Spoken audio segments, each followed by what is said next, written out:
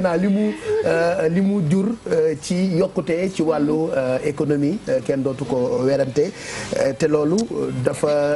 di phénomène daanaka ci dëkk yëpp ci àdduna bi yëpp laay wax sax donc bu événement religieux amee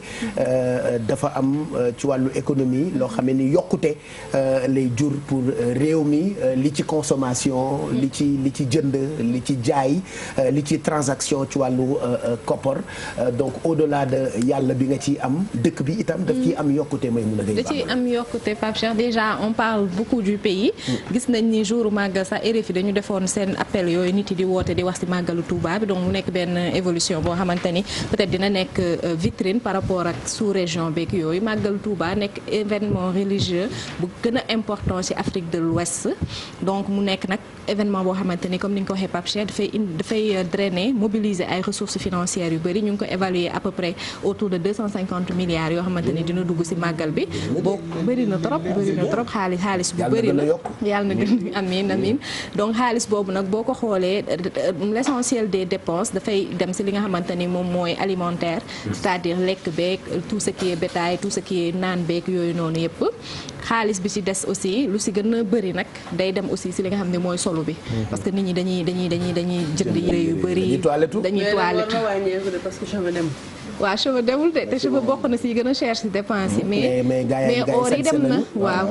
takk nañ or toilette defaru ba rafet jënd ay yére yu bees ak nduróole yi gis nga nduróole yi nu mu bëree daayira yeeg yëpp yi nga xamante ni ñoo fa nekk ak jigéen ñiy togg aussi dañuy solo lu bëri yoon parce que Touba dafa tàng donc beneen budget wala fi nga xamante ni la xaalis bi di gën a dugg lu bëri aussi gis nañ ci li nga xamante ni moom mooy transport bi nag li tax sax muy gën a am doole mooy dafa bëri sénégalais de l'extérieur yoo xamante ni dañuy ñëw donc en terme de billet d'avion ak yooyu noonu da ngay gis ni que xaalis bi dugg ci transport bi bëri na mais aussi ñi nga xamante ni ñoom ñoo yor transport yi di ci commerce c'est-à-dire chauffeurs yeeg yooyu dañuy def navette lu bëri à une semaine du màggal ak 3 ba 4 jours après màggal yi navette yi dafay bëri donc dañuy yokk tarif yi voilà dañuy yokk tarif yi ba pare xam nga péage bi léegi day bokk ci li nga xamante ni mooy économie bi parce que dafay dox parce que Ila Touba bi nit yi bu ñu bëri fa la ñuy aw consommation carburant week yooyu mais aussi en termes de main d'œuvre mooy mécaniciens yi ñii di def maintenance yeeg yooyu ñii di def lavage ñii di def li nga xamante ni mooy entretien véhicule yi ñooñu aussi dañuy gis ni que seen liggéey pendant période màggal bi dafay yokk lu baax beneen poste de dépense bu mag aussi mooy télécommunication mooy télécommunication de façon générale carte de crédit yeeg woote yeeg yooyu noonu yëpp nekk na loo xamante ne parce que Touba il faut retenir que pendant période màggal bi presque 4 millions de personnes ñoo fay daje 4 millions de personnes yooyu nag pendant presque 3 jours dañuy lekk dañuy naan dañuy def li nga xamante ni moom mooy jaamu yàlla ci ñi nga xamante ni ñu ngi nekk ci daayira yi ak yooyu donc gis nañ ni bu ñu xoolee xaalis boobu yëpp ak ñi fay nekk poste de dépense yi dafay dem 1,5 million par ménage ci li nga xamante ni mooy màggal bu ñu waxee nag 1,5 million mooy xool nañ bi gën a mag ba ci gën a ndaw nga def ratio bi par rapport ak nombre de foyer bi nekk foofu moyenne bi ça te donne 1,5 million ça veut dire am na ñoo xamante ni nag ñu ngi dépenser moins que ça am na ñoo xam ne ñu ngi dépenser presque 10 fois le montant là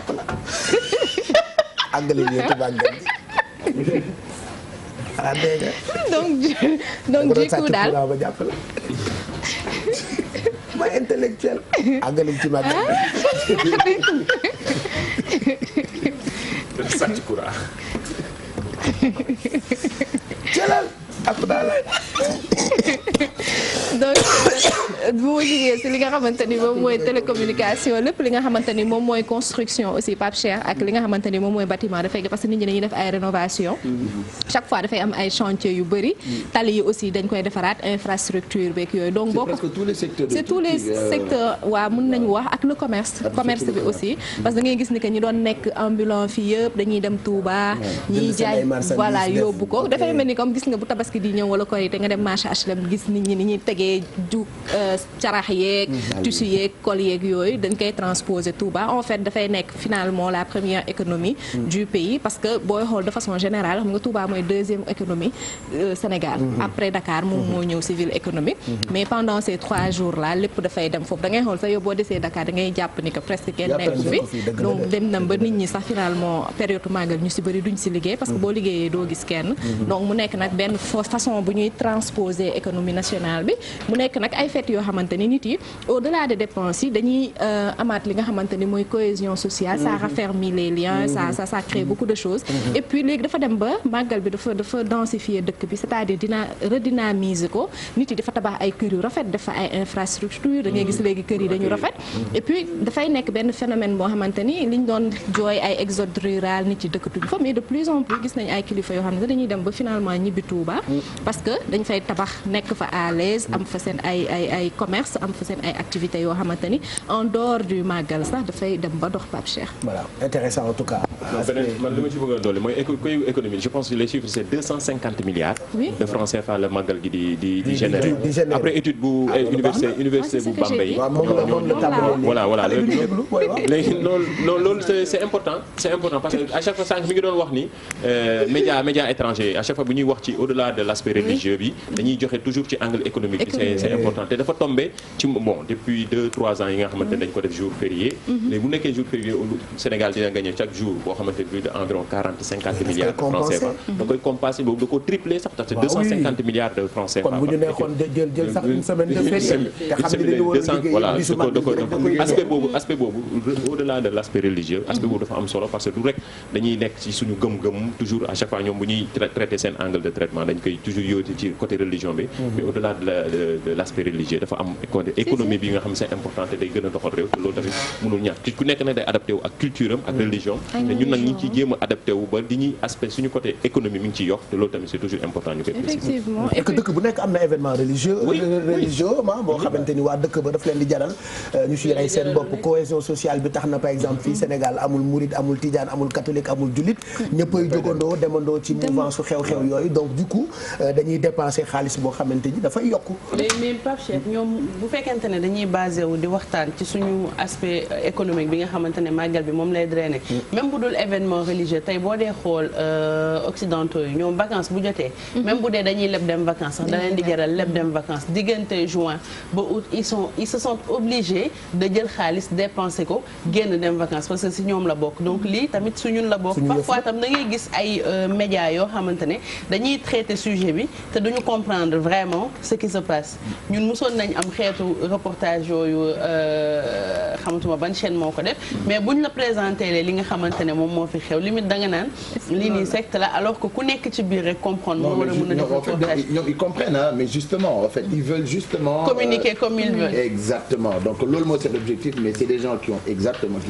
ils ont bien compris mais dañuy bëgg toujours di woon ni ñu naa waaye c'est sensationnel mais c'est normal dañ leen koy baal ci loo bokkul mu jaaxal la man bu ma leen gisee Beaujolais nouveau bu bees bi bu génnee ba pare sa set ay ndoket taxaw di jaamu sàngara